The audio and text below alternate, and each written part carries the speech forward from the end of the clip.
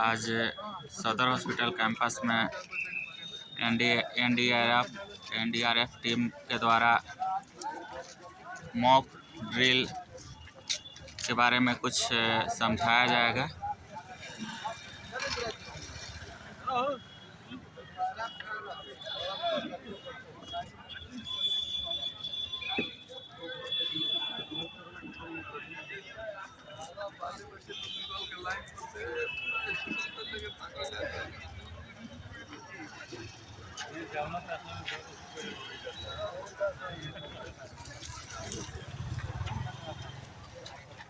यहाँ पर एक मॉक ड्रिल एक्सरसाइज चल रहा है जो कि अर्थक्वेक पर आधारित है।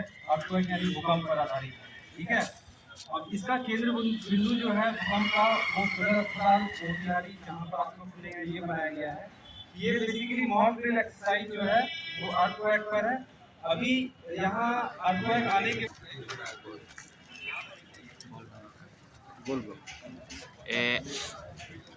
एनसीसी मोतिहारी के द्वारा सदर हॉस्पिटल मोतिहारी में लोग आए हुए हैं, जिसमें मॉक ड्रिल के बारे में इसका अर्थ हुआ भूकंप रोधी के बारे में लोगों को जागरूक किया जाएगा, ताकि वह समय आए, ताकि उस समय कोई आदमी ना चूके। फ्रेंड्स, आगे मैं भी वीडियो दिखाऊंगा। अब ना बोला।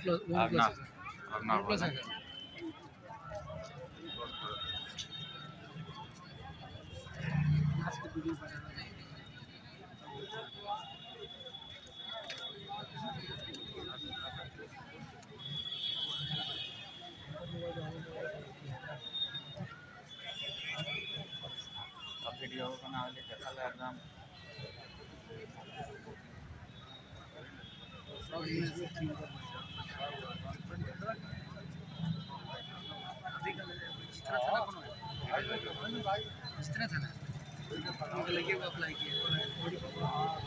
मैं inspector Vipin 9 battalion NDRF beta Patna से आए हैं। आज का हमारा जो सुनहरी है अर्थक्वेक के ऊपर मॉक ड्रिल है। जो हमारा जो ये जोन आता है ये अर्थक्वेक के जोन में आता है, ठीक है। इसकी मॉक ड्रिल की जरूरत क्यों है, आपको बता सकता है आप में से? जो मॉक ड्रिल करवा रहे हैं इसके पीछे कराने का हमारा क्या रीजन है, तो बता सकते हैं? हाँ, अगर अचानक भूकंप आ जाए तो आपको पता होना चाहिए ना कि हम आपके लिए क्या कार्रवाई करनी है। अगर आपको पता नहीं होगा तो क्या होगा, नुकसान ज्यादा होगा, जान माल की ज्यादा नुकसान होगा। सबसे ज्यादा भूकंप कौन से देश में आते हैं? जापान में आते हैं, और सबसे कम नुकसान वही होता है। क्यों होता है नुकसान? लोग वहां पर अवेयर है, और हमारे देश में लोग अवेयर है, तो हम भी आपको अवेयर करने आए हैं। अगर कोई भूकंप आ जाए, हम भूकंप को रोक तो नहीं सकते ना, लेकिन भूकंप से होने वाले नुकसान को कम कर सकते हैं। तो कब कर सकते हैं? हाँ, जब हमें पता होगा, हमने उसके बारे में जानकारी होगी, हमें क्या कार्रवाई करनी है, ठीक है। तो अभी मैं अपने कुलीग इंस्पेक्टर सूर्य साहब को माइक देता हूँ, तो एक बार जोरदार से क्लैपिंग कर दीजिए। Thank you sir. कृपया सभी लोग ध्यान दें। आज सदर हॉस्पिटल मोतिहारी में मॉक ड्रिल का आयोजन किया जा रहा है। ये मॉक ड्रिल भूकंप पर बेस्ड है। अभी हमने एक नैरेटिव बनाया, एक इमेजिनेशन नैरेटिव बनाया है कि सदर हॉस्पिटल से 9 किलोमीटर साउथ वेस्ट में अर्थक्वेक का एपिसेंटर है, और 8.2 रिएक्टर स्केल का यहाँ पर अर्थक्वेक आया है। क्योंकि आप लोगों को पता होना चाहिए, ईस्ट चंपारण जो है सिस्मिक जोन 4 में आता है। सिस्मिक जोन 4 जो है वो हाई सेंसिटिव जोन में आता है। मतलब अगर कहीं भूकंप से नुकसान होगा तो सबसे ज्यादा सिस्मिक जोन 5 में होगा और सिस्मिक जोन 4 में होगा। सिस्मिक जोन 5 में बिहार के 8 डिस्ट्रिक्ट आते हैं, और सिस्मिक जोन 4 में बिहार के 24 डिस्ट्रिक्ट आते हैं, ठीक है। तो सिस्मिक जोन 4 में ये ईस्ट चंपारण आता है। तो जैसा कि मैंने बताया, एपिक सेंटर इसका 8 किलोमीटर यहाँ से साउथ वेस्ट में है, भूकंप का केंद्र बिंदु। और इस अर्थक्वेक की वजह से 8.2 रिएक्टर के स्केल के अर्थक्वेक की वजह से ये डबल स्टोरी बिल्डिंग जो है ये कोलैप्स हो गया है, इसमें कुछ बिल्डिंग ट्रैप हो गया है। तो अभी एक हुटर बजाया जाएगा, हुटर 30 सेकंड का होगा और हुटर के माध्यम से आपको बताने का कोशिश किया जाएगा कि भूकंप आ गया है। भूकंप जब हुटर बजेगा तो मान लेना है कि भूकंप आ गया है, और इस सामने वाले बिल्डिंग में जो हमारे हॉस्पिटल के स्टाफ और पेशेंट हैं वो अपने रूटीन डेली बेसिस पे जैसे काम करते हैं वैसे ही वो लोग काम कर रहे हैं, और कुछ इसमें स्ट्रक्चर जो है वो गिर जाता है और कुछ इसमें विक्टिम ट्रैप हो जाते हैं। इसके बाद जो यहाँ के सर है, सीएमओ सर हैं, वो यहाँ से डिस्ट्रिक्ट कंट्रोल रूम को इंफॉर्मेशन देते हैं कि भूकंप की वजह से यहाँ बिल्डिंग कोलैप्स हो गया है और यहाँ पर नुकसान हुआ है, और कुछ यहाँ पर हॉस्पिटल के स्टाफ और पेशेंट जो है वो ट्रैप हो गए हैं। यहाँ डिस्ट्रिक्ट कंट्रोल रूम से फिर एनडीआरएफ हेडक्वार्टर पटना को इंफॉर्मेशन जाता है, एनडीआरएफ की टीम वहाँ से आती है, और उसके आने के बाद क्या सीक्वेंस होता है, अलग अलग सेक्टर एजेंसी, फायर की, होमगार्ड के, डिस्ट्रिक्ट पुलिस की यहाँ पर रहती है और एक कोऑर्डिनेटेड एफर्ट में काम करती है ताकि जो ट्रैप विक्टिम है, जो फंसे हुए लोग हैं, फंसे हुए हॉस्पिटल के स्टाफ है या फिर मेडिकल पेशेंट है, उनको फिर बाहर निकालते हैं और ऑपरेशन कैसे कंप्लीट होता है। ये मॉक एक्सरसाइज में आपको बता दूं कि हर एक साल तो पॉसिबल नहीं है हो पाता है क्योंकि एनडीआरएफ की कमिटमेंट बहुत ज़्यादा रहती है। इस साल हम पूरे बिहार में 10 डिस्ट्रिक्ट में ही करा पा रहे हैं, तो 10 में ये भी एक डिस्ट्रिक्ट है। ठीक है, तो चलते हैं अपने एक्सरसाइज की तरफ। रेडी?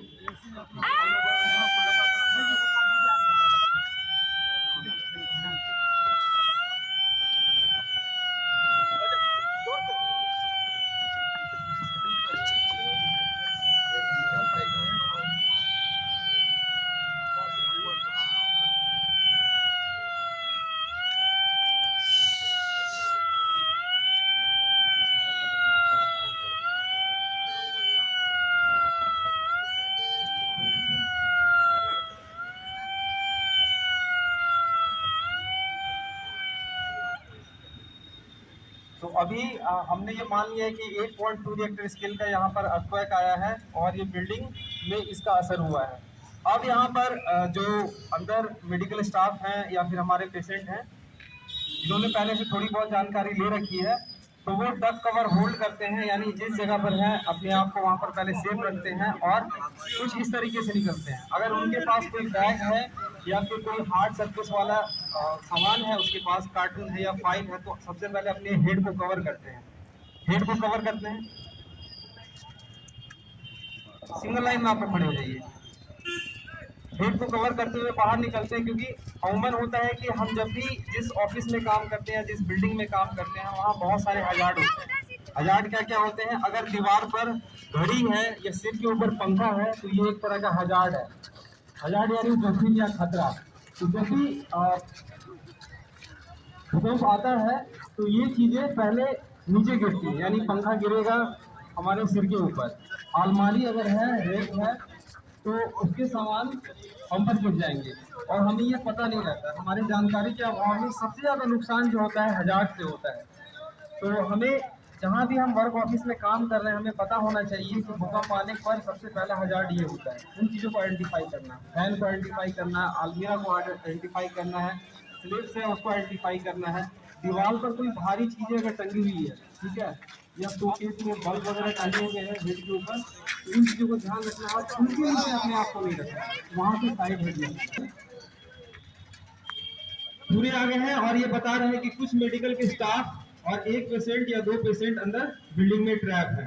ठीक है, अब यहाँ से जो मेडिकल के हमारे सीएमओ सर है उनको इंफॉर्मेशन जाती है कि बिल्डिंग जो कोलैप्स हुआ है उसमें कुछ स्टाफ और पेशेंट जो है वो ट्रैप हो गए हैं।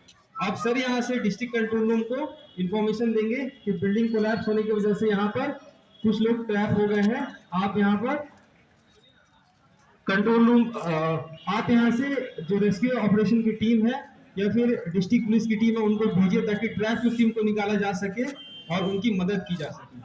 ठीक है, अब सर ने यहाँ से बता दिया, डिस्ट्रिक्ट कंट्रोल रूम एनडीआरएफ को इंफॉर्मेशन देती है, एनडीआरएफ की टीम अभी इंसिडेंट साइट पर पहुंचती है। एनडीआरएफ की टीम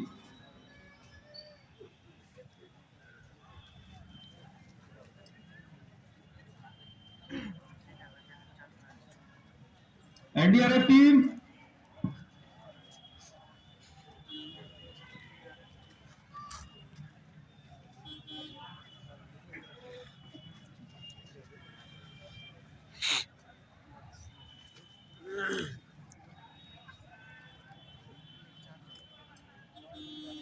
गाड़ी लेके आई।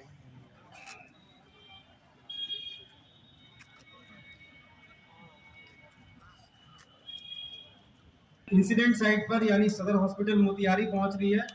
और अब जबकि यहाँ पर इंसिडेंट हुआ है, इस ऐसे जगह पर एक इंसिडेंट कमांडर होता है। अगर डिस्ट्रिक्ट में इस तरह का इंसिडेंट होता है तो डिस्ट्रिक्ट लेवल पर डीएम सर इंसिडेंट कमांडर होते हैं। अगर डीएम सर नहीं रहेंगे तो उनके बिहाफ में एडीएम सर रहेंगे, ठीक है। या फिर अगर एडीएम सर भी नहीं रहते हैं मौके पर तो जो भी सीनियर मोस्ट रहता है वो इंसिडेंट कमांडर की ड्यूटी करता है। इंसिडेंट कमांडर का ये काम होता है कि किस भी तरह की आपदा है उसकी सही इंफॉर्मेशन जो सिस्टर एजेंसी जिसको आपने बुलाया है हेल्प के लिए उसको प्रोवाइड कराना, ताकि सर्च एंड रेस्क्यू ऑपरेशन यहाँ चलाया जा सके और जो ट्रैप विक्टिम है उनको निकाला जा सके, ठीक है। तो अभी आप देखिए कि एनडीआरएफ की टीम इंसिडेंट साइट पर पहुंच गई है। एनडीआरएफ की टीम इंसिडेंट कमांडर जो कि यहाँ पर सदर हॉस्पिटल के सीएमओ सर हैं उनको रिपोर्ट देगी। एनडीआरएफ की टीम कमांडर को सीएमओ सर बताएंगे कि इंसिडेंट साइट में कुछ विक्टिम ट्रैप हैं, आप यहाँ पर सर्च ऑपरेशन स्टार्ट करें। एनडीआरएफ की टीम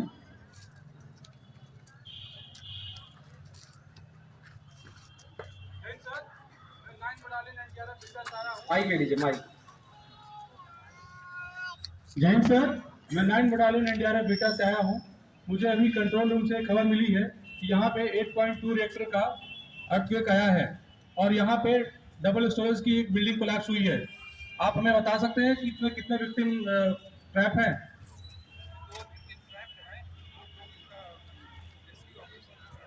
ओके, जैन सर। देखिए यहाँ से एनडीआरएफ की टीम कमांडर ने इंसिडेंट साइट आराम से।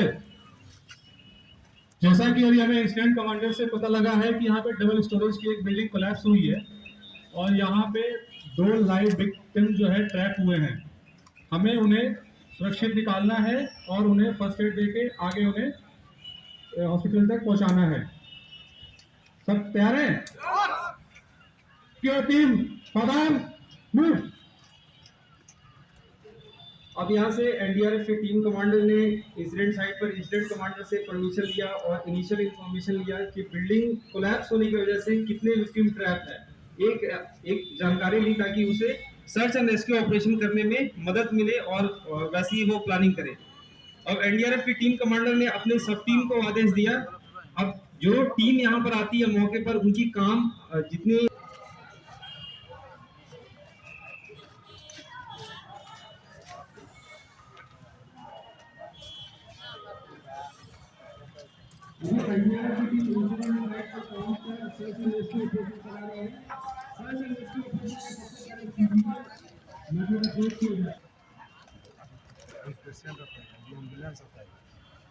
निकल जाए बाहर, ठीक है। तो इतना आसान माहौल नहीं होगा, तो एक इसलिए हम आपको एक डेमोस्ट्रेशन के माध्यम से दिखाना चाह रहे हैं कि ऐसी टीम काम करेगी और ऐसा माहौल होगा। अभी जो सब टीम गई हुई थी यूटिलिटी कट ऑफ करने के लिए वो वापस आ गई और टीम कमांडर को रिपोर्ट देगी।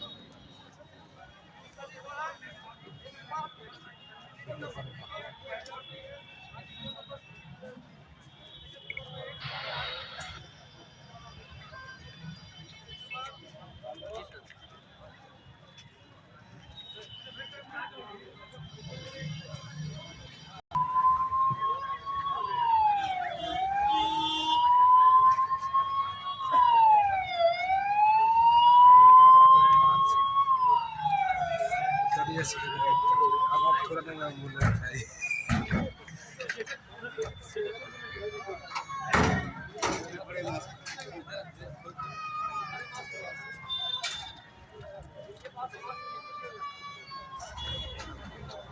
देखिए फायर सर्विस की टीम अभी मौके पर पहुंच गई है और जैसे कि बताया यहाँ पर ग्राउंड फ्लोर में कोलैप्स स्ट्रक्चर में आग लग गई है, ठीक है। अब फायर डिस्ट्रिक्ट फायर टीम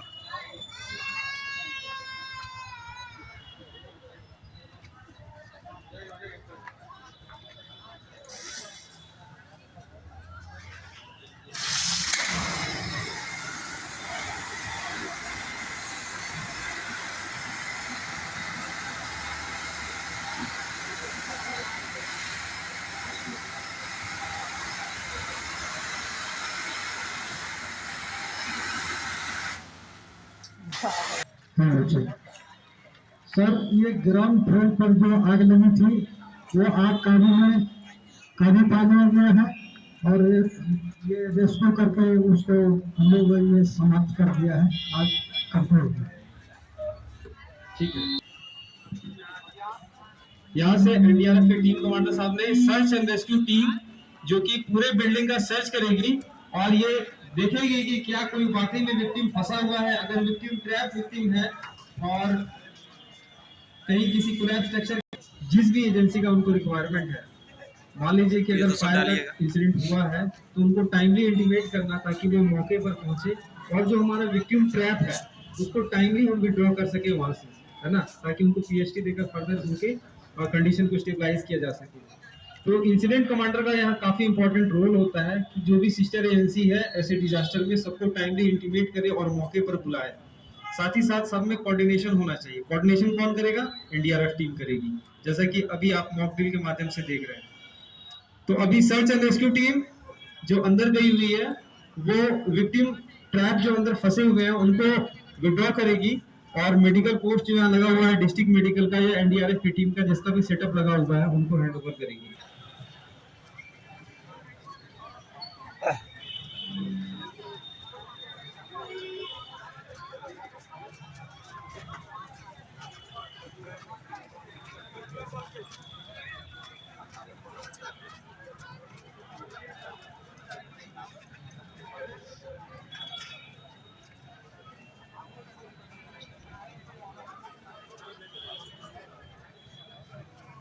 अभी यहाँ पर एक विक्टिम जो कि एनडीआरएफ की टीम को मिला कोलैप्स स्ट्रक्चर में ट्रैप था उसको लाकर मेडिकल पोस्ट जो यहाँ पर लगा हुआ है डिस्ट्रिक्ट मेडिकल की टीम के द्वारा लगाया हुआ है या एनडीआरएफ की टीम या किसी भी सिस्टर एजेंसी के द्वारा लगाया गया तो उनको देखिए, अपना ध्यान पीछे ले जाइए दाहिनी तरफ। डिस्ट्रिक्ट एम्बुलेंस की टीम मौके पर पहुंची है इंसिडेंट साइट पर और जो यहाँ सेटअप लगा हुआ है यहाँ पर जो विक्टिम आया है हॉस्पिटल से निकल के वो पीएचडी दे दिया गया है लेकिन मेजर इंजरी लगी है, हेड इंजरी इनको हुआ है तो इसके लिए इनको हॉस्पिटल ले जाना पड़ेगा। तो यहाँ जो भी सिस्टर एजेंसी ने सेटअप लगा रखा है पीएचडी उनको दे दिया, अब इसको रेफर टू सिटी हॉस्पिटल यानी सदर हॉस्पिटल इनको रेफर किया जाएगा।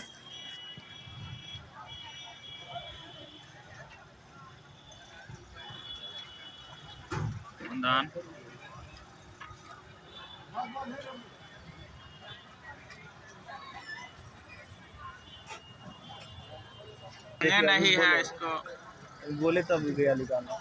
अब इंसिडेंट साइट पर जो विक्टिम थे उनकी कंडीशन को स्टेबलाइज करके पीएचडी देकर एडवांस केयर के लिए सिटी हॉस्पिटल ले जाया जा रहा है। चाका लगाई चाका।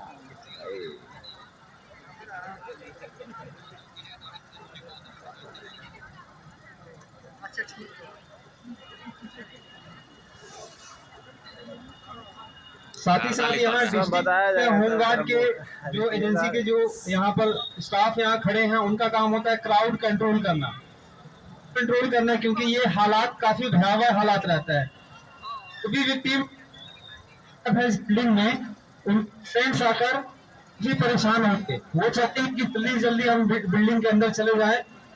होमगार्ड है या डिस्ट्रिक्ट पुलिस या जिला बल के लोग साइड पर उनको रोक कर रखना ताकि एनडीआरएफ की टीम या जो भी टीम सर्च रेस्क्यू ऑपरेशन कर रही है वो अपना काम कर सके, उनके काम में किसी तरह का व्यवधान ना हो।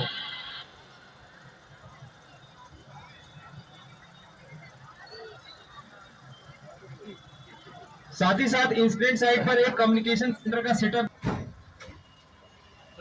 रास्ता क्लियर कराइए। अब यहाँ से डिस्ट्रिक्ट मेडिकल के जो टीम आई है एडवांस केयर के लिए डिस्ट्रिक्ट हॉस्पिटल में विक्टिम को लेकर जाती है।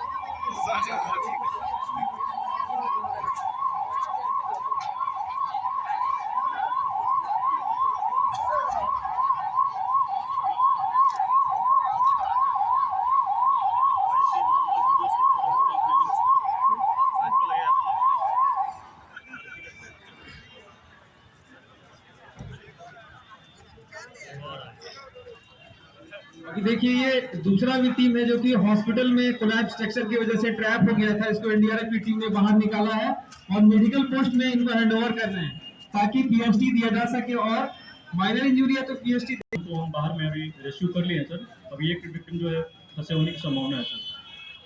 देन सर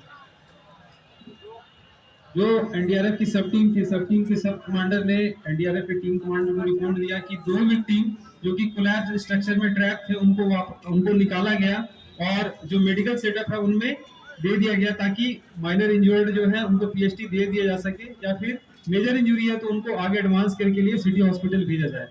अब एनडीआरएफ की टीम कमांडर साहब आगे की कार्रवाई करेंगे। ट्रैप कर लिया हुआ है और एक विक्टिम अभी भी फंसे हुए हैं जो कि कोलैप्स स्ट्रक्चर में है। उसके कटिंग पार्टी को भेज के उस स्ट्रक्चर को काट वहां से विक्टिम को निकालना है। तो कटिंग पार्टी सावधान, मार्च। अभी एनडीआरएफ की जो टीम है, एनडीआरएफ के रेस्क्यूअर्स हैं, प्रोफेशनल्स हैं, वो उनके पास एडवांस इक्विपमेंट रहता है ताकि किसी भी तरह का कंक्रीट स्ट्रक्चर है, मेटल स्ट्रक्चर है या वुडन स्ट्रक्चर है तो अपने इक्विपमेंट से वो कटिंग कर सकते हैं।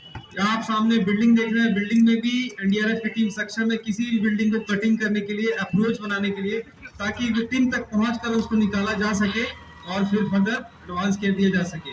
तो हमने एक सामने इमेजिनरी एक बनाया है वॉल, वुडन वॉल बनाए हैं, इसके बाद एक मेटल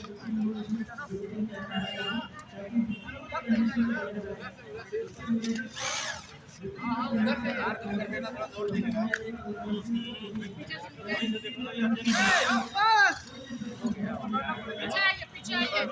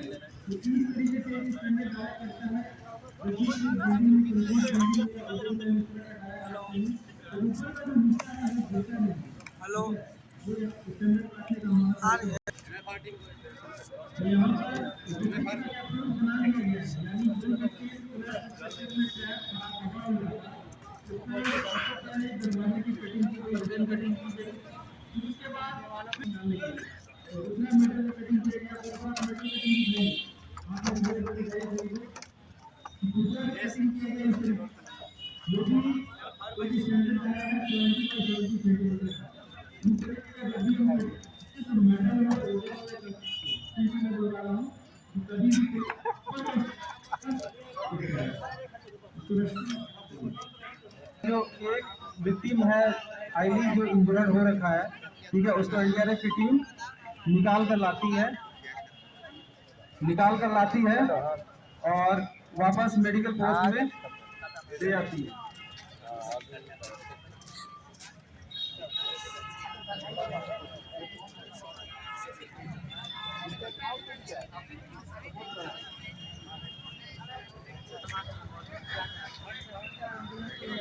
अब यहाँ पर इंसिडेंट साइट पर इनको पीएचडी दिया जाता है ताकि इसका जो कंडीशन है, पेशेंट का कंडीशन है, वो आगे बढ़े नहीं, और यहाँ से एडवांस केयर के लिए डिस्ट्रिक्ट मेडिकल की टीम वापस अपने एम्बुलेंस के थ्रू मेडिकल केयर के लिए ले जाती है। एम्बुलेंस में सायरन तक नहीं पहुंच पा रहा है, दुर्भाग्य की बात है।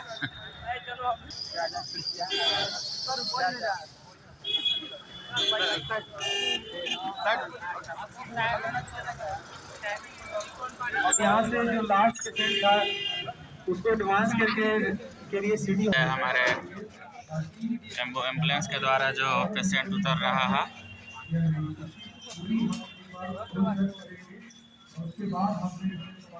इसी को बोला जाता है फास्ट सर्विस। ट्रेनिंग करा जाता तब स्टेशन में हॉस्पिटल के नहीं की तैयारी यार होते हमार